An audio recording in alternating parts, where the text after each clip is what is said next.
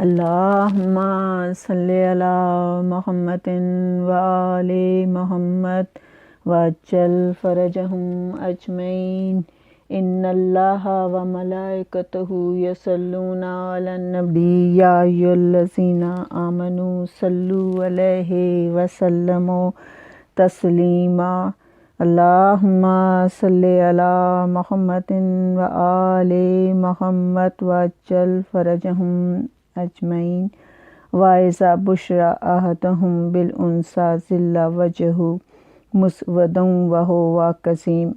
حالانکہ جب ان میں سے کسی کے بیٹی کے پیدا ہونے کی خبر ملتی ہے تو اس کا منہ غم کے سبب کالا پڑ جاتا ہے، اور اس کے دل کو دیکھو کہ وہ غمناک ہو جاتا ہے، اور اس شہر بس سے جو وہ سنتا ہے لوگوں سے چھپتا پھرتا ہے اور سوچتا ہے کہ آیا ذلت برداشت کر کے لڑکی کو زندہ رہنے دے یا زمین میں کاٹ دے۔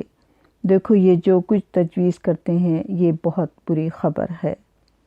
سورۃ نحل کی آیت نمبر 58 سے میں نے یہ تلاوت کی ہے۔ خداوند کریم نے بیٹی کے متعلق کہا ہے کہ جو زمانہ کفر میں لوگ بیٹیوں کے ساتھ سلوک کرتے تھے، اور یہ وہ وقت تھا کہ جب عورت کو بہت برا سمجھا جاتا تھا، بلکہ عورت کو ایک چیز کی طرح سے ٹریٹ کرتے تھے، سلوک کرتے تھے، اور پوری دنیا میں ہی عورت کی کوئی عزت اور مقام نہیں تھی۔ کوئی مقام ایسا نہیں تھا کہ جہاں اس کو عزت دی جاتی ہو۔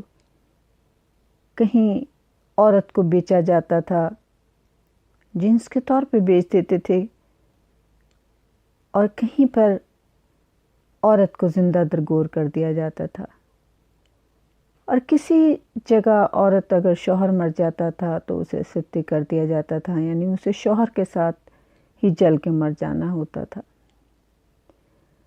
اور ہر مقام پہ، ہر جگہ پہ عورت کی ذلت کی جاتی تھی۔ عرب میں دستور تھا کہ اگر کوئی عورت کسی کا شوہر مر جاتا تھا تو کوئی بھی مرد اس کے اوپر چادر ڈال دیتا تھا، اور وہ کہتا تھا کہ یہ اب میرے قبضے میں ہے۔ یعنی عورت کی کوئی ویلیو، کوئی مقام، کوئی عزت، کوئی درجہ ہی نہ تھا۔ وہ صرف ایک چیز کے طور پر لی جاتی تھی۔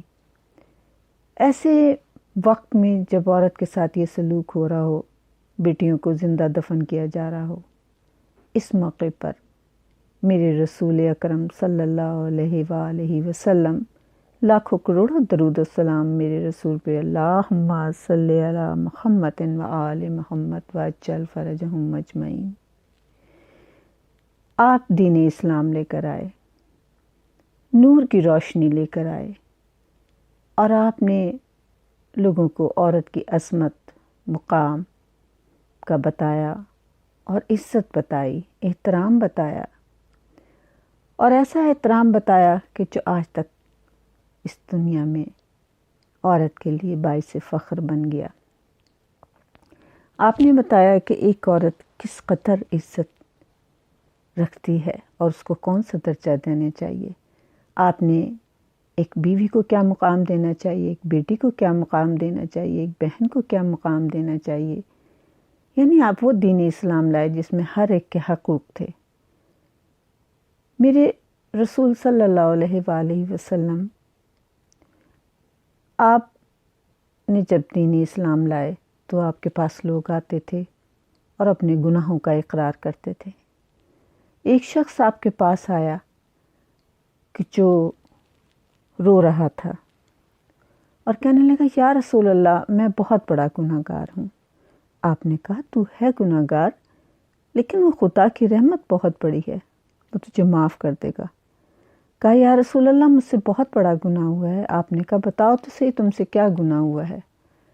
تو اس نے کہا، یا رسول اللہ، میں نے اپنی 12 بیٹیوں کو زندہ دفن کیا ہے۔ تو جناب رسول خدا نے کہا کہ یہ تو بہت بڑا گناہ ہے، لیکن بہرحال اب تو اسلام قبول کر چکا ہے۔ تو وہ زار و قطار رونے لگا۔ رسول اللہ نے پوچھا کہ خدا کی رحمت بہت بڑی ہے، وہ تجھے معاف کر دے گا۔ کہا نہیں یا رسول اللہ، میں رات کو سو نہیں سکتا ہوں، میں جب سوتا ہوں مجھے اپنی بیٹی یاد آتی ہے۔ آپ نے کہا تم مجھے بتاؤ، کیونکہ بتانے سے انسان کے دل کا دکھ دور ہو جاتا ہے۔ تو اس نے کہا کہ یا رسول اللہ، میں سفر پہ باہر گیا ہوا تھا تجارت کی غرض سے، اور مجھے کافی سال گزر گئے، یعنی کہ 3 سال تقریباً گزر گئے ہوں گے، 4 سال گزر گئے۔ میں واپس آیا ہوں تو میں نے دیکھا کہ گھر میں ایک بچی ہے، بہت خوبصورت ہے اور کھیلتی پھر رہی ہے، مجھے بڑی پیاری لگی۔ وہ بچی میرے پاس آئی اور میں نے اسے گود میں اٹھایا، پیار کیا۔ میں نے بیوی سے پوچھا یہ کس کی بچی ہے؟ تو اس نے یہ کہا کہ یہ ہمسائے کی بچی ہے۔ میں نے کہا ہمسائے کی بچی ہوگی؟ اور وہ بچی میرے پاس آتی تھی اور مجھ سے بہت پیار کرتی تھی، میں اسے اپنے ہاتھ سے کھانا کھلاتا تھا، لیکن اسی طرح سے ٹائم گزرا تو میں نے کہا کہ یہ بچی اپنے گھر کیوں نہیں جاتی ہے؟ تو بیوی نے بڑے ڈرتے ڈرتے بتایا کہ میں آپ کو بتا رہی ہوں کہ جب آپ گئے تھے تو میں پریگننٹ تھی، لیکن آپ کے جانے کے بعد یہ بچی پیدا ہوئی ہے اور میں نے اسے قتل نہیں ہونے دیا، میں نے اسے بچا لیا، لیکن یہ کہ یہ آپ ہی کی بیٹی ہے۔ اور وہ کہتے ہیں کہ میں بڑا حیران ہوا کہ یہ میری بچی ہے، اور میں اب کس کو کیسے بتاؤں کہ مجھے کتنی شرمساری ہوگی کہ سب لوگ کہیں گے کہ تیرے گھر بیٹی ہے۔ اس کے وجود سے تو مجھے ذلت کا احساس ہونے لگا۔ کہتے میں دوسرے دن صبح کو اٹھا اور میں نے اس بچی کو اٹھایا، سوتی کو میں لے کے گیا اور میں نے گڑھا کھودا، اس کو میں نے دفن کیا۔ دفن کر رہا تھا، جب مٹی کھود رہا تھا تو وہ میرے ساتھ ساتھ مٹی ہٹانے لگی، اور پھر اس کے بعد یا رسول اللہ میری ابا کے اوپر کچھ مٹی لگ گئی۔ تو جب میری ابا پہ وہ مٹی لگی تو وہ بچی بڑے پیار سے اس نے مٹی جھاڑی اور بڑے پیار سے مجھے دیکھتی رہی۔ وہ میرے اس عمل کے ساتھ جیسے میں مٹی نکال رہا تھا، وہ بھی کوشش کرتی تھی چھوٹی سی کہ میرا ہاتھ بٹائے اس مٹی نکالنے میں۔ یا رسول اللہ، جب میں نے اسے اس گڈھے میں ڈالا اور میں مٹی ڈال رہا تھا تو وہ چیخنے لگی اور وہ رونے لگی کہ بابا مجھے یہاں پہ نہ اکیلا چھوڑ، اور اس کو یہ شاید احساس بھی نہیں تھا کہ میں اس کو زندہ دفن کر رہا ہوں۔ میں آہستہ آہستہ مٹی ڈالتا رہا، وہ بابا بابا کہہ کے مجھے آوازیں دیتی رہی، اور میں نے اس کو دفن کر دیا۔ یا رسول اللہ، اس کی آخری آواز بھی میرے کانوں میں آ رہی تھی، بابا مجھے اکیلا نہ چھوڑ کے جا۔ آج بھی جب میں سوتا ہوں تو میرے کانوں میں وہی آواز، وہی اس کی دردناک چیخیں سنائی دیتی ہیں۔ میں سو نہیں پاتا ہوں، میں کیا کروں؟ میں بہت گناہ گار ہوں، میرا رب کیسے میرا یہ گناہ معاف کرے گا؟ رسول اکرم نے جب یہ واقعہ سنا تو آپ کی آنکھوں سے بھی آنسو جاری ہو گئے، اور آپ نے کہا کہ واقعی یہ بہت بڑا گناہ تھا، خداوند کریم تیرے اس گناہ کو معاف کرے۔ آپ روتے ہوئے وہاں سے اٹھ کے چلے گئے۔ میرے یہ رسول نے یہ تمام واقعے دیکھے تھے۔ جناب رسول خدا صلی اللہ علیہ وآلہ وسلم کے گھر جناب عبداللہ کا گھر جو تھا وہی آپ کو گھر مل گیا تھا۔ بنی ہاشم کا بڑا گھر تھا جس میں ایک بڑا صحن تھا، جس کے بیچ میں ایک طرف جناب عبداللہ کا گھر تھا، کمرے تھے یعنی حجرے تھے، اور دوسری طرف جناب ابو طالب کے تھے، اور بیچ میں صحن تھا۔ بڑے اتفاق سے یہ فیملی خاندان رہتا تھا۔ جناب عبداللہ کے انتقال کے بعد جناب فاطمہ بنت اسد نے اور جناب ابو طالب نے جناب رسول خدا کو پالا، آپ کی شادی کی جناب ختیجہ سے، اور جناب ختیجہ سے آپ کے سب سے پہلے جناب قاسم بیٹے پیدا ہوئے، لیکن کچھ عرصے کے بعد آپ کا انتقال ہو گیا۔ جناب ختیجہ کا دل غم سے بھر گیا، لیکن پھر خداوند کریم نے آپ کو طیب دیے۔ یہ بیٹا بھی بہت خوبصورت، بہت حسین تھا۔ جناب رسول خدا بھی بڑے خوش تھے، اور جناب ختیجہ کا دل جو غم سے بھر گیا تھا، خوشی میں خوش ہو گیا تھا۔ اور پھر تھوڑے دنوں کے کچھ عرصے کے بعد طیب کا بھی انتقال ہو گیا۔ پھر خداوند کریم نے ان کے غم کو بھرا اور انہیں طاہر دیے، لیکن ان کا بھی انتقال ہو گیا۔ اور پھر جناب عبداللہ کا بھی انتقال ہو گیا۔ اب جناب ختیجہ بہت غمگین اور پریشان رہتی تھیں، لیکن کچھ ہی عرصے کے بعد جناب فاطمہ بنت اسد کے گھر میں جناب مولا علی مشکل کشا پیدا ہوئے، اور جناب فاطمہ بنت اسد نے جناب ختیجہ کی گود میں جناب علی کو ڈال دیا، اور جناب علی جناب ختیجہ اور رسول خدا کی گود میں پرورش پانے لگے۔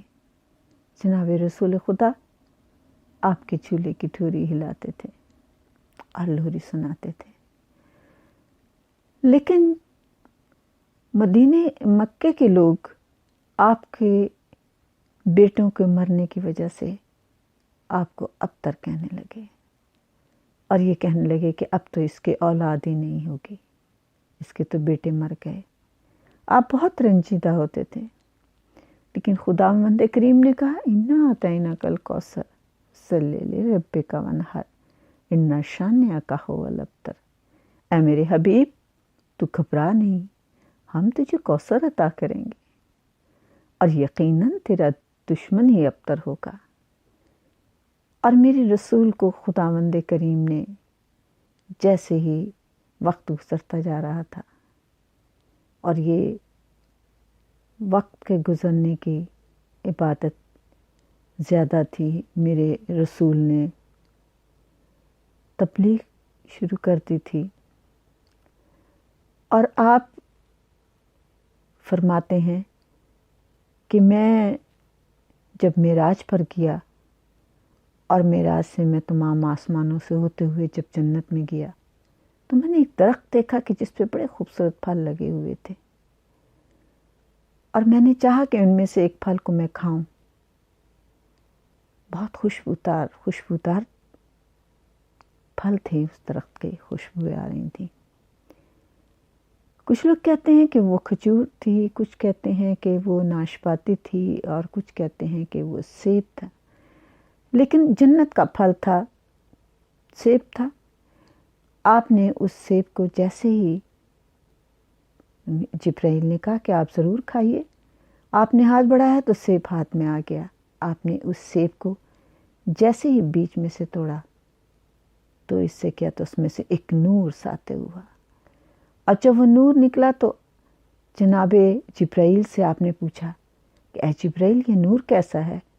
تو آپ نے کہا کہ یہ نور وہ ہے کہ جو جنت میں اس کو منصورہ کہتے ہیں، اور زمین پہ اسے فاطمہ الزہرا سیدۃ النساء العالمین کہتے ہیں۔ میرے رسول نے وہ پھل کھایا۔ آپ معراج سے جب واپس آئے ہیں تو آپ اپنے صحابیوں کے ساتھ ہی بیٹھے تھے کہ اتنے میں جناب جبرائیل تشریف لائے، اور آپ نے کہا کہ یا رسول اللہ، اب آپ نے جناب ختیجہ کے گھر نہیں جانا ہے، 40 دن تک آپ نے جناب ختیجہ کے گھر نہیں جانا۔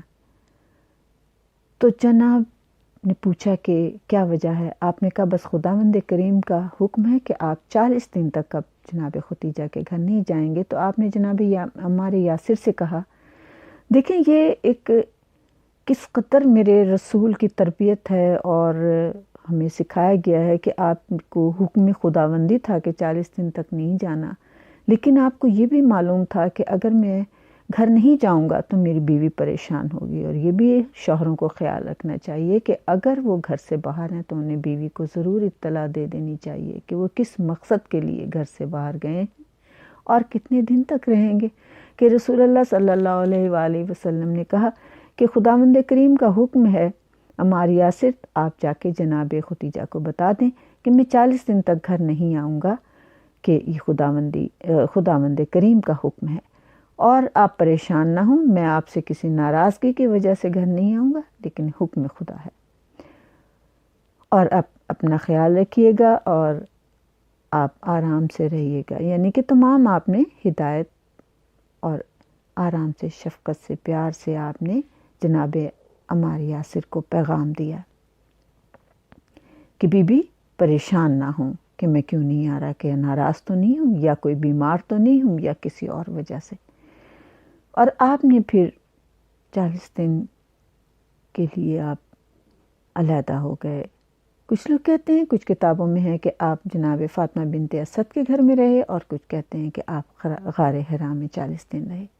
بہرحال اب 40 دن تک آپ عبادت خداوندی میں مصروف رہے، اور جب 40 دن گزر گئے تو 40واں دن تھا، اور جناب امیر المومنین علیہ السلام فرماتے ہیں کہ میں جناب رسول خدا کے ساتھ ہی تھا، اور جب افطار کا ٹائم ہوتا تھا تو آپ فرماتے تھے کہ کسی کو میرے ساتھ افطار کے لیے میرا ساتھی بناؤ، تو کوئی نہ کوئی آپ کے ساتھ افطار میں ضرور شریک ہو جاتا تھا۔ لیکن جب 40واں دن تھا تو اس دن آپ نے کہا کہ نہیں، آج جبرائیل کا حکم ہے کہ آج میرے ساتھ کوئی بھی افطار میں شامل نہیں ہوگا، اور جناب جبرائیل علیہ السلام آپ کے لیے جنت سے کھانا لے کر آئے۔ تو وہ جو دسترخوان ڈھکا ہوا تھا اس میں کھجوریں تھیں اور کچھ انگور تھے، انگور کا خوشک، وہ آپ نے تناول فرمایا۔ جناب جبرائیل، میکائیل اور اسرافیل آج کی رات خصوصاً آپ کے پاس آئے، اور جناب جبرائیل نے آپ کا پانی ڈالا، اور جناب میکائیل نے آپ کے ہاتھ دھلائے، جناب اسرافیل آپ کے لیے تولیہ لے کے کھڑے تھے، آپ کے ہاتھ خشک کیے، اور پھر سب نے کہا کہ اب آپ جناب ختیجہ کے گھر جائیں۔ جناب ختیجہ اپنا گھر کے سارے کام کر کے اور عبادت کر کے آپ رات کو دروازہ بند کر کے لیٹ جاتی تھیں۔ آپ کو معلوم تھا کہ اب تو کسی نے نہیں آنا، لیکن آدھی رات کے قریب جب اس دن جناب ختیجہ کے دروازے پہ دستک ہوئی تو آپ نے کہا کہ اس دروازے پہ سوائے محمد صلی اللہ علیہ وآلہ وسلم کے اس وقت کوئی دستک نہیں دے سکتا۔ تو جناب رسول خدا نے دستک دی، آپ بہت خوش ہوئیں، اور اس طریقے سے جناب ختیجہ کے گھر میں جناب فاطمہ الزہرا کا ظہور ہوا۔ اور آپ یہ کہتے ہیں کہ آپ اپنی والدہ گرامی سے باتیں کیا کرتی تھیں، اور آپ کہتی تھیں تو باتیں دل بہلایا کرتی تھیں، کیونکہ تمام مکے کی عورتوں نے آپ سے ملاقات کرنی چھوڑ دی تھی، آپ کو بالکل تنہا چھوڑ دیا تھا کہ تم نے ایک یتیم سے شادی کی ہے، اور تمہاری اس وجہ سے ہم تمہیں پسند نہیں کرتے کہ تم نے ایک یتیم سے، ایک غریب سے شادی کی ہے، تم ایک امیر عورت تھیں۔ لیکن جناب ختیجہ بہت خوش تھیں اپنی زندگی سے، اور آپ نے کبھی جناب رسول خدا سے کوئی شکوہ بھی نہیں کیا تھا اس بات کا۔ جناب رسول خدا تبلیغ اسلام کر رہے تھے، تو ایک دن کافروں نے کہا کہ آپ چاند کے 2 ٹکڑے کریں، اور آپ نے کہا کہ ٹھیک ہے، میں چاند کے 2 ٹکڑے کر دوں گا۔ اور اس دن 14ویں کی رات تھی، آپ نے چاند کے 2 ٹکڑے کیے۔ جب چاند کے 2 ٹکڑے ہو گئے تو تمام کافروں کا نام لے لے کے آپ نے کہا کہ ابو لہب، اے ابو جہل، دیکھو میں نے چاند کے 2 ٹکڑے کر دیے ہیں، اب تم دین اسلام پر آ جاؤ۔ تو انہوں نے کہا یہ تو جادو ہے، اور یہ کہتے ہوئے چلے گئے۔ تو جناب رسول خدا کا دل بڑا غمگین ہوا، اور آپ گھر تشریف لے کے آئے۔ جب آپ گھر تشریف لے کے آئے تو آپ نے کیا دیکھا کہ جناب ختیجہ بہت خوش ہیں۔ جناب رسول خدا نے جناب ختیجہ کو خوش دیکھا، کہا کہ آپ بہت خوش ہیں؟ تو آپ نے فرمایا یا رسول اللہ، میں چھت پر گئی تھی، کیونکہ تمام مدینے میں آج یہ خبر پھیل چکی تھی کہ آپ نے چاند کے 2 ٹکڑے کرنے ہیں، تو میں بھی چھت پہ گئی تھی، اور میں نے چاند کے 2 ٹکڑے ہوتے ہوئے دیکھا۔ کیا شان کا معجزہ دکھایا ہے، ایسا معجزہ تو آج تک کسی نبی نے نہیں دکھایا ہوگا جیسے کہ آپ نے دکھایا۔ آپ خوش ہوئے، ظاہر ہے بیوی حوصلہ دینے والی ہو تو شوہر کا حوصلہ بڑھ جاتا ہے، اور یہ بھی ایک اچھی ذمہ داری ہوتی ہے ایک بیوی کی کہ اگر کبھی شوہر پریشان ہو تو وہ اس کو حوصلہ دے، اس کے حوصلے کو اور بڑھائے، طاقت دے، ہمت دے کہ یہ وقت گزر جائے گا، اچھا وقت ضرور آئے گا۔ جناب ختیجہ نے فرمایا آج آپ کو میں ایک بات بتاؤں، آپ دیکھیں کس طریقے سے آپ اپنے شوہر کے اس پریشانی کو دور کرنے کی باتیں کر رہی ہیں۔ جناب رسول خدا نے کہا کہ ضرور بتائیں۔ تو آپ نے کہا کہ جو بچی میرے بطن میں ہے وہ مجھ سے باتیں کرتی ہے، آج اس نے بہت پیاری باتیں کی ہیں. جناب رسول خدا نے کہا کہ کیا باتیں کی؟ کہ اس بچے نے مجھے کہا یا اماں لا تخشا علی ابی وما رب المشارق والمغارب. اے امی جان، میرے والد کے بارے میں کوئی خوف دل میں نہ لائیے گا، کیونکہ ان کے ساتھ تو مشرق و مغرب کا پروردگار ہے. آپ دیکھیں کہ یہ بات سن کے جناب رسول خدا خوش ہوئے، ان کی پریشانی دور ہو گئی. جناب فاطمہ بطن مادر میں بھی باپ کو حوصلہ دے رہی ہیں، ماں کو حوصلہ دے رہی ہیں، اور یہ ایک بیٹی کا وصف بھی ہونا چاہیے کہ وہ بھی اپنے ماں باپ کو حوصلہ دے. تو جناب رسول خدا خوش ہوئے. اور پھر آپ کی پیدائش کا یہ واقعہ ہے کہ آپ شب جمعہ تھا اور میری بیوی ختیجۃ الکبریٰ بہت پریشان تھیں. بیشک اس گھر میں جناب فاطمہ بنت اسد بھی تھیں، ام ایمن بھی آپ کے پاس رہتی تھیں، لیکن آپ کا دل بہت گھبرایا ہوا تھا. آپ نے جناب ام ایمن سے کہا کہ کسی اور خاتون کو بلا کے لاؤ کہ مجھے ضرورت پیش آئے گی. جب آپ گئی ہیں تو کوئی بھی عورت آنے کو تیار نہ آئی، اور سب نے منع کر دیا کہ ہم نہیں آئیں گے. تو آپ پریشان اور اداس تھیں. شب جمعہ تھی اور 19 جمادی الثانی کی رات تھی. برکتوں اور روشنی والی رات تھی، اور یہ کہہ سکتے ہیں کہ آج رحمت کی رات تھی، کیونکہ جمعرات کی رات تو ویسی برکت والی رات ہوتی ہے. بہت خوشی کا وقت تھا. تو آپ بہت پریشان بیٹھی تھیں. تو جناب رسول خدا تشریف لائے اور آپ نے کہا کہ دیکھیں آپ پریشان نہ ہوں، خداوند کریم آپ کی ضرور مدد کرے گا. آپ کعبہ چلے گئے اور جناب ختیجۃ الکبریٰ اپنے گھر میں تھیں، آپ اپنے کمرے میں تھیں کہ آپ نے دیکھا کہ کچھ عورتیں آپ کے کمرے میں داخل ہوئیں جن کے جسم سے خوشبو آ رہی تھی اور جو بہت خوبصورت تھیں. انہوں نے آ کر سلام کیا اور تعارف کروایا. ان میں سے ایک جناب آسیہ بنت مزاحم تھیں، ایک جناب مریم بنت عمران تھیں، ایک جناب صفورہ بنت شعیب تھیں، اور حضرت کلثوم ہمشیرہ موسیٰ علیہ السلام تھی. اور بہت سی کتابوں میں جناب سارہ کا ذکر بھی ہے. جناب ختیجہ کا یہ ان تمام خواتین کو دیکھ کے بہت خوش ہوئیں، اور وہ ان خواتین کے ساتھ آپ باتیں کرنے لگیں. اور پھر جناب فاطمہ الزہرا کی ولادت ہوئی. اور جب آپ پیدا ہوئیں تو آپ کا تمام گھر روشنی سے بھر گیا. ایسا لگا جیسے کتنی روشنیاں اکٹھی ہو گئی ہیں. حضرت ابن عباس سے روایت ہے کہ جناب سیدۃ العالمین جب اس دنیا میں تشریف لائی ہیں تو ان کے نور سے تمام مکے میں روشنی ہو گئی تھی. پہاڑ روشن ہو گئے تھے اور زمین روشن ہو گئی تھی، اور فرشتے نازل ہوئے، اور ایسا لگتا تھا جیسے فرشتوں نے اپنے پر مغرب سے مغرب تک، مشرق تک پھیلا دیے ہیں. خیمے اور قیمتی پردے لگا دیے ہیں، آسمانی سائبانوں سے ان پر سایہ کر دیا گیا ہے، اور اہل مکہ اس نور کی وجہ سے مدہوش ہو گئے تھے. اور آپ اس وقت اتنی روشنی دیکھ کے کہ جب 20 کی رات تھی، چاند کی اتنی روشنی تھی، سب لوگ بڑے پریشان بھی تھے. یہ خواتین جو یہاں پر تشریف لائیں تھیں، پھر 10 حوریں اور بھی آئیں، اور وہ جو عورتیں تھیں ان کے خوبصورت بہشتی لباس تھے.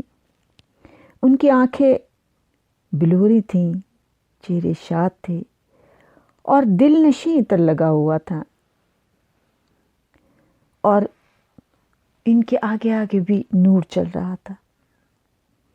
ایسی خوبصورت اور حسین خواتین جو بی بی کے پاس آئیں اور جو حوریں آئی تھیں، اور ان عورتوں نے درود و سلام پڑھنا شروع کیا اور پھر بی بی پاک کو اس طشت میں غسل دیا جو وہ بہشت سے اپنے ہمراہ لائی تھی۔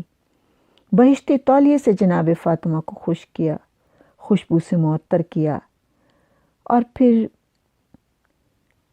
آپ کو آب کوثر سے ہی سمجھے غسل دیا، اور 2 سفید کپڑے نکالے جو وہ جنت سے لائی تھی، جو دودھ سے زیادہ سفید اور مشک و عنبر سے زیادہ معطر تھے۔ ایک کپڑے میں جناب فاطمہ کو لپیٹا، دوسرے کپڑے کو آپ کے سر پر اسکارف کی طرح باندھ دیا، اور پھر آپ سے گفتگو کرنے کی خواہش کی۔ اور جب انہوں نے آپ کو سلام کیا تو انہوں نے جناب سیدہ نے پہلے پڑھا اشہد ان لا الہ الا اللہ و اشہد ان ابی محمد رسول اللہ و اشہد ان علی سید الاوصیاء، یعنی میں گواہی دیتی ہوں کہ اللہ کے سوا کوئی معبود نہیں ہے، میرے پتر بزرگوار محمد صلی اللہ علیہ وآلہ وسلم اللہ کے رسول ہیں، اور میرے شوہر نامدار علی علیہ السلام آسیہ کے سردار ہیں۔ پھر اپنا رخ اپنے ان خواتین کی طرف کیا اور ان پہ بھی سلام بھیجا، اور ہر ایک کو اس کے نام سے بلایا، اور ان بہشتی خواتین نے مسکراتے ہوئے آپ کی طرف دیکھا اور آپ کو اٹھا کر حضرت ختیجہ کی طرف متوجہ ہوئیں اور کہا ہے ختیجہ اس بچی کو آپ لیں، یہ پاک و پاکیزہ اور مبارک ہے، اس کی نسل آپ کے لیے مبارک و بابرکت ہے۔ اور جناب ختیجہ نے آپ کو گود میں لیا، اور اس آپ کی ولادت باسعادت کے وقت حوریں آسمان نے ایک دوسرے کو خوشخبری سنائی اور مبارکباد دی۔ آسمانوں میں ایسا نور چمکا کہ اس سے پہلے ایسا نور نہیں چمکا تھا، یعنی منصورہ کا نور چمکا۔ دنیا میں فاطمہ الزہرا سیدۃ النساء العالمین تشریف لائیں، اور آسمان میں منصورہ ظاہر ہوئیں۔ جناب رسول خدا صلی اللہ علیہ وآلہ وسلم کعبے میں بیٹھے تھے، اور آپ کے پاس بہت سارے لوگ بھی بیٹھے ہوئے تھے۔ جب جناب ام ایمن نے آ کر خوشخبری سنائی کہ آپ کے گھر میں بیٹی پیدا ہوئی ہے، تو جیسے میں نے ابھی پہلے کہا سورۃ النحل کی 58 آیت میں کہ یہ لوگ گھبرا جاتے تھے، ان کے چہرے سیاہ ہو جاتے تھے جب بیٹی کی خوشخبری سنتے تھے، بیٹی کی خبر سنتے تھے، اور یہ اپنا منہ چھپاتے تھے۔ تو جناب رسول خدا کا چہرہ تمتما اٹھا خوشی سے، اور آپ کھڑے ہو گئے، اور آپ نے چاروں طرف دیکھ کے سب لوگوں کی طرف دیکھ کے کہا کہ آپ لوگ مجھے مبارک دیں کہ میرے گھر بیٹی پیدا ہوئی ہے، اور میری بیٹی جس کا نام میں نے عذرا رکھا ہے۔ آپ نے خوش ہوئے، اور سب لوگوں نے سے کہا کہ مجھے مبارکباد دو۔ آپ گھر گئے، بیٹی کو گود میں لیے، آسان و اقامت دی، اور جناب رسول خدا اپنی بیٹی کو کہتے ہیں یہ تو میرا جنت کا پھل ہے، یہ خداوند کریم نے مجھے ایسا تحفہ دیا، یہ میری ذاکیہ ہے، یہ میری رضیہ ہے، یہ میری مرضیہ ہے، یہ میری محدثہ ہے، یہ میری فاطمہ الزہرا ہے، یہ میری عذرا ہے۔ یعنی آپ ایک ایک نام لیتے جاتے تھے اور خوش ہوتے جاتے تھے، کیونکہ بی بی کا ہر نام آپ کے کردار کی عکاسی کرتا ہے۔ نام تو لوگ رکھ لیتے ہیں، لیکن وہ اس کے مطابق، اس کے کردار کے مطابق نہیں ہوتا۔ یعنی ہم جیسے کسی کو کہہ دیں یہ عالم صاحب آ رہے ہیں، لیکن اس بیچارے نے تو ایک اردو کا قاعدہ بھی نہیں پڑھا ہوا ہوتا۔ لیکن میری بیوی کے جو جو نام ہیں وہ سب آپ کے کردار کی عکاسی کرتے ہیں۔ جیسا نام ویسا ویسا میری بیوی کی صفات ہیں۔ میرے رسول نے بیوی کی پرورش شروع کی، دونوں ماں باپ نے، اور میری بیوی وہ ہے کہ جس نے بچپن سے ہی مصائب جھیلے ہیں، کیونکہ آپ 2 سال کی تھیں تو شاب ابی طالب میں چلی گئی، ایک دن آپ شاب ابی طالب سے جب آپ باہر آئیں تو آپ کی عمر تقریباً 5 سال کی ہو گئی تھی. 3 سال آپ شاب ابی طالب میں رہے اور پھر ماں کا انتقال ہو گیا. تو میری بیوی کو بابا نے پالا اور بہت محبت اور شفقت سے پالا. بے شک جناب ام ہانی بھی تھیں، جناب فاطمہ بنت اسد بھی تھیں، جناب ام ایمن بھی تھیں، لیکن زیادہ تر رسول اللہ صلی اللہ علیہ وآلہ وسلم بی بی پاک پہ توجہ دیتے تھے اور خیال رکھا کرتے تھے، اور بیوی اپنے بابا کا خیال رکھا کرتی تھیں. ایک دن جناب رسول خدا صلی اللہ علیہ وآلہ وسلم مسجد نبوی میں بیٹھے تھے اور صحابہ پاس بیٹھے تھے. تو ایک دم جناب سلیمان فارسی اٹھے. جناب سلیمان فارسی کی میں کیا صفات بیان کروں کہ جنہوں نے اپنی عمر در زہرا پہ گزار دی ہے، جو سلمان منا اہل بیت میں سے ہیں. اور میں سمجھتی ہوں کہ بعض وقت یہ سوال بھی اس لیے کرتے تھے کہ اہل بیت کی فضیلت اور زیادہ بیان کر سکیں اور زیادہ لوگوں کو بتا سکیں، اور رسول کی زبان سے بتائیں تو کتنا ہی اچھی بات ہے. تو آپ کھڑے ہوئے اور آپ نے جناب رسول خدا صلی اللہ علیہ وآلہ وسلم سے سوال کیا، یا رسول اللہ، آپ ہمیشہ فضیلت تو بیان کرتے ہی رہتے ہیں، قیامت کے دن فاطمہ کی کوئی فضیلت بیان کیجیے. اب قیامت کے دن کا ذکر ہے کہ جس دن کسی کو اپنی خبر نہ ہوگی. ماں اپنے بیٹے کو، بچے کو بھول جائے گی، جو کبھی نہیں بھولتی وہ ماں. جناب رسول خدا نے کہا، کیا کہا؟ دوبارہ سے کہو. تو آپ بیٹھ چکے تھے. جناب سلمان پھر کھڑے ہوئے اپنے عصا کے سہارے اور کہا، یا رسول اللہ، میں یہ کہہ رہا ہوں کہ قیامت کے دن کچھ مجھے جناب فاطمہ کی فضیلت بتائیے. جناب رسول خدا بہت کم مسکراتے تھے. آپ اتنا مسکرائے، خوش ہوئے. آپ نے کہا، تم نے بہت اچھی بات کی ہے سلمان، خدا تمہارے درجے اور بلند کرے. آپ نے کہا، مجھے قسم ہے اس ذات کی جس کے قبضہ قدرت میں میری جان ہے، میری بیٹی میدان قیامت میں جس ناقے پر سوار ہو کے آئے گی، کیا میں تمہیں اس ناقے کی فضیلت بیان کروں؟ یعنی آپ نے کہا کہ میں تمہیں اس سواری پہ جس پہ بیٹھ کر آئے گی، میں تمہیں اس کی فضیلت بیان کرتا ہوں آج. فاطمہ کی نہیں، فاطمہ کی سواری کی پہلے فضیلت بیان کرتا ہوں کہ اس کی وہ سواری کیسے ہوگی. دیکھو، روز محشر صرف 4 انسان ہوں گے جو سواری پہ آئیں گے، باقی سب پیدل ہوں گے، اور ان میں سے ایک میری فاطمہ ہوں گی کہ جو سواری پر آئیں گی. اس سواری کی فضیلت یہ ہے کہ اس کا سر، اس اونٹنی کا سر خاشیت اللہ سے بنا ہوا ہے، اور اس اونٹنی کو اگر تم دیکھو کہ جس کا سر خاشیت اللہ سے بنا ہوا ہے، اس کی آنکھیں نور اللہ سے بنی ہوئی ہیں. اب آپ دیکھیں کہ خشیت اللہ سے اس اونٹنی کا سر بنا ہوا ہے، آنکھیں نور اللہ سے بنی ہوئی ہیں، اس کی مہار اللہ کی جلال سے بنی ہے،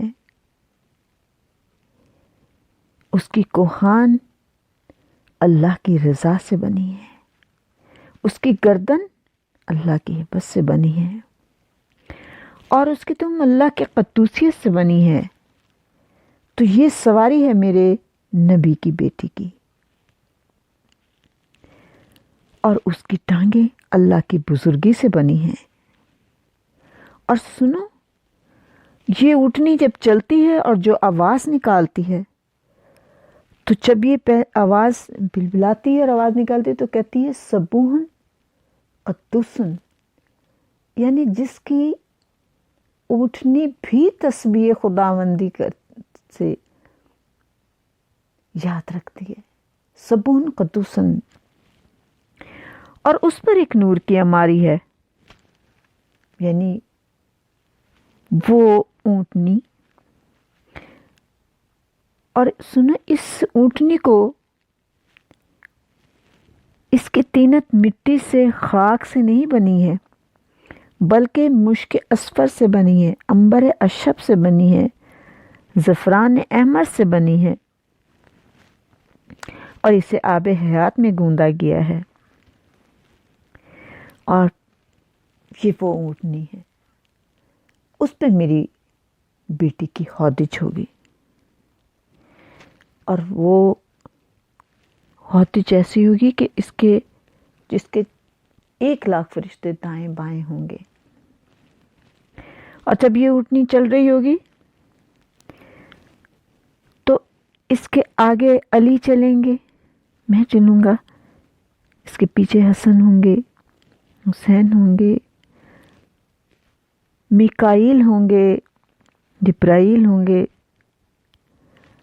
اور یہ سواری جا رہی ہوگی. اور اس وقت اللہ تعالیٰ کہے گا کہ اے فاطمہ، مانگ، کیا مانگنا چاہتی ہے؟ یعنی خداوند کریم یہ کہتا ہے، تو جو مانگے گی، جو آرزو کرے گی، اے فاطمہ میں تمہیں دوں گا.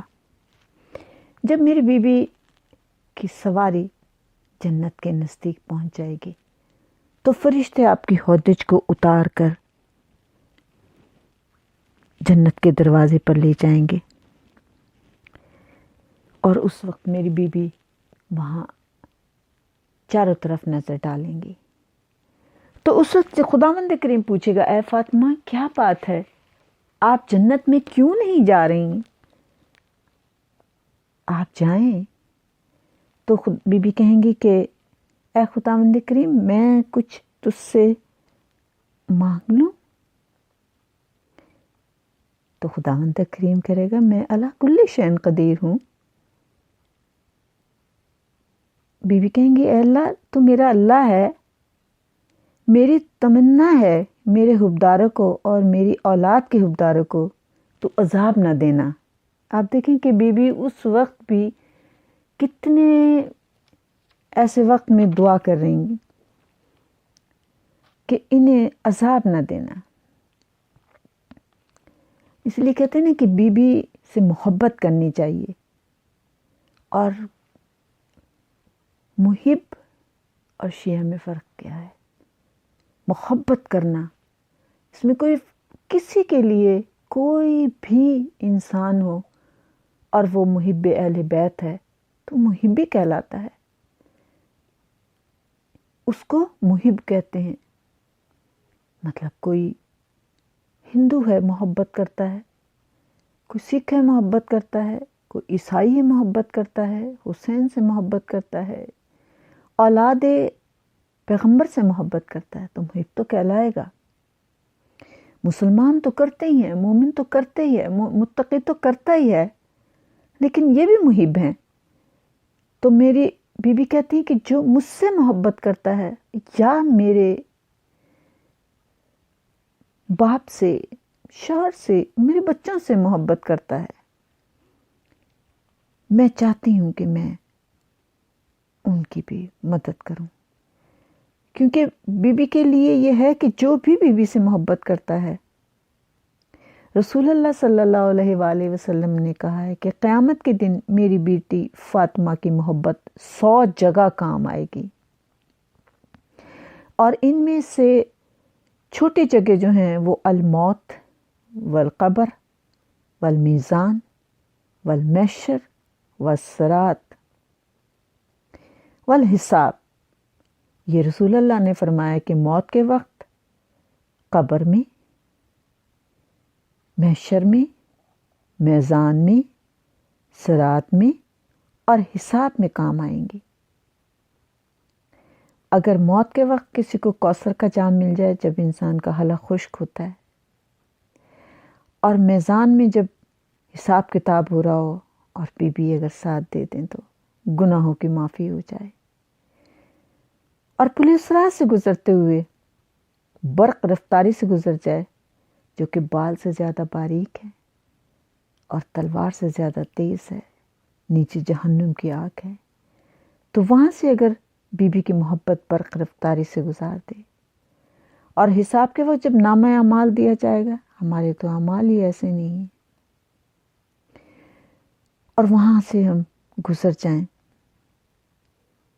تو کیا بات ہے، بی بی کی محبت میں اگر ہم اتنے پروردگار ہمیں بی بی کی محبت میں وہاں سے محبت کے ساتھ گزارتے اور کوئی ہمیں پریشانی ہو،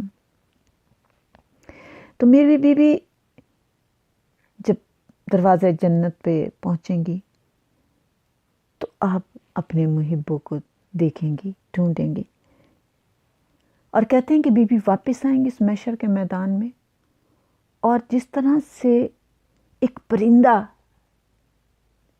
دانوں کو چنتا ہے، اچھے اچھے دانوں کو چنتا ہے، برے برے دانوں کو چھوڑ دیتا ہے، اس طرح بی بی اس محشر کے میدان میں آئیں گے اور اپنے چاہنے والوں کو، اپنے محبوں کو، اپنے شیعوں کو، اپنے بابا کے محبوں کو، اپنے بچوں کے محبوں کو، حسن حسین کے محبوں کو، جنہوں نے بھی اچھا سلوک کیا ہوگا، انہیں اٹھا اٹھا کے آپ اشارہ کرتے جائیں گے اور وہ جنت کی طرف چلے جائیں گے، جنت کے دروازے پہ اکٹھے ہو جائیں گے۔ جب بی بی سب کو لے کے چلی جائیں گی، لوگ جنت میں جانے لگیں گے، تو کچھ لوگ ہوں گے کہ جو وہاں پہ پھر کھڑے ہوں گے اور انہیں کہا جائے گا کہ اب تم جنت میں کیوں نہیں جا رہے، جنہیں بی بی ڈھونڈ ڈھونڈ کر لے کر آئی ہیں، تو تم جنت میں کیوں نہیں جا رہے؟ یا بہوی، اے میرے محبوبو، آپ دیکھیں کہ میرے خداوند کریم اس دن ہمیں اپنے محبوب ان لوگوں کو، خداوند کریم ہمارا شمار ان میں ہو جائے صدقے میں بی بی پاک زہرا کے، تو کیا بات ہے کہ خداوند میں کریم کہے گا کہ اے میرے محبوبو تم کیوں نہیں جا رہے ہو، اور یہ محبوب بنے ہیں بی بی فاطمہ کی محبت کے صدقے میں۔ تو وہ کہیں گے کہ ہم نے بی بی سے محبت کی ہے، بی بی کے بابا سے کی ہے، بی بی کے شوہر سے کی ہے، بی بی کے بیٹوں سے محبت کی ہے، تو خداوند کریم کہے گا کہ اب تم کس کو ڈھونڈ رہے ہو؟ تو وہ کہیں گے کہ یا اللہ کچھ ایسے لوگ تھے جنہوں نے نیکیاں کی تھی اور انہوں نے نیکیاں کی ہیں، ہم تجھے یہ بتا رہے ہیں، یعنی بی بی نے چن لیا اور چن کے آئے ہیں۔ اب اتنی جرت ان کے اندر ہے کہ یہ کہہ رہے ہیں کہ کچھ لوگ ایسے ہیں، تو کہا کہ ہاں میں تمہیں اجازت دیتا ہوں، اگر تمہیں بھی خبر ہے کچھ ایسے لوگوں کی جنہوں نے فاطمہ کی، اس کی اولاد کی، اس کی بابا کی محبت میں کسی کو کھانا کھلایا ہے، کسی کو پانی پلایا ہے، کسی کی مدد کی ہے، کسی کو کپڑے دیے ہیں، کسی کا قرض معاف کیا ہے، اور کسی کی یتیم کی مدد کی ہے، تو جاؤ محشر کے میدان میں اور تلاش کرو ایسے لوگوں کو کہ جس نے پانی بھی پلایا ہوگا میں اسے بھی معاف کر دوں گا، جس نے کسی کا یتیم کو پال پوس کے جوان کیا ہوگا، محبت فاطمہ میں، اس کی اولاد کی محبت میں اسے بھی اجر دوں گا۔ انظرو، جا کر دیکھو کوئی ایسا ہے جس نے کبھی تمہیں فاطمہ کی محبت میں جوڑا دیا ہو، یا کسی نے تمہیں رومال بھی دیا ہو، یا کبھی تمہیں کسی نے کھانا بھی کھلایا ہوا، تو میں اس کا بھی اجر دوں گا۔ یہ میری بی بی پاک کی محبت کا صلہ ہے کہ جو ہمیں روز محشر بھی ملے گا۔ ہمیں اپنی بیوی سے امید ہے کہ بیوی ہمارے گناہوں کی بخشش کر دے۔ اللہم صلی علی محمد و آل محمد۔ آج کے خوشی کے دن میں اس موقع پر میری بیوی، جب فرشتے بھی آپ کے گھر سے بھیک لینے آتے ہیں جنہیں کسی چیز کی ضرورت نہیں ہوتی، ہم لوگ بہت ضرورت مند ہیں، اے میری بیوی ہمیں ایمان کی صحت دے، ہمیں اسلام کی صحت دے، ہمیں رزق ایمان دے، اے میری بیوی ہمیں سچا مومن بننے کی توفیق عطا کر، ہمیں توفیق عطا کر کہ جو آپ کے بابا نے ہمیں اسلام دیا ہے، ہمیں اس پہ چلنے کی توفیق عطا کر، ہمیں سچا مومن بنا دیں، ہمیں ایسا بنا دیں جیسے بھی آپ چاہتی ہیں، ہمارے گناہوں سے ہمیں معافی دلوا دیں، ہماری عاقبت بخیر کر دیں۔ اے میری بیوی، آج کے دن کے صدقے میں، اے میرے مولا امام زمانہ، آپ کی دادی کی خوشی کا دن ہے۔ یا امام زمانہ وقت کے امام ہیں، اور آپ سے اس وقت جو مانگیں آپ ضرور دیں گے۔ اے میرے مولا، جو بے اولاد ہیں ان کو اولاد عطا کرتے ہیں۔ اے میرے مولا، جن کے گھر نہیں ہیں ان کو گھر عطا کرتے ہیں۔ اے میرے مولا، جن کے بچے پریشان بیمار ہیں ان کو صحت کلی عطا کر۔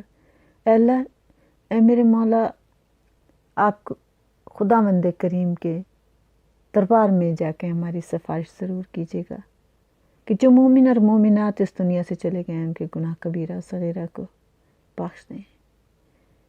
آج کے دن کے صدقے میں میرے مولا، جو پریشان حال ہیں ان کی پریشانیاں دور کر دیں۔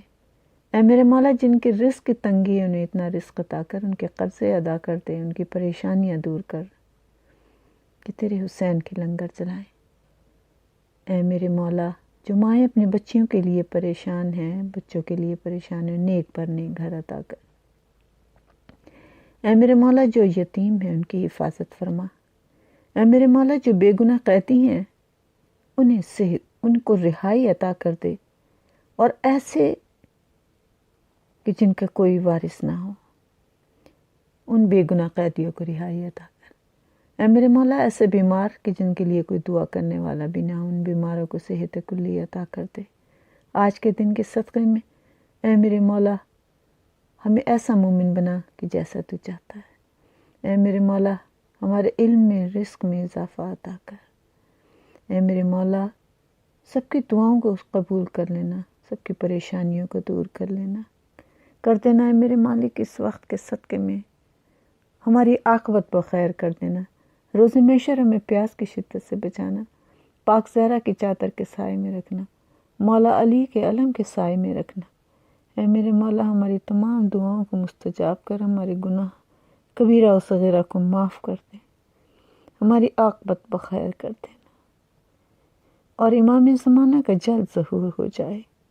یا ابن زہرا، آپ کو آپ کی دادی کی بہت بہت مبارک ہو، اس کے صدقے میں ہماری دعاؤں کو قبول کر لینا، میرے علم میں اضافہ، زبان میں تاثیر عطا کر دینا۔ اللہم صلی علی محمد و آل محمد عجل فرجہم اجمعین۔ اللہم صلی علی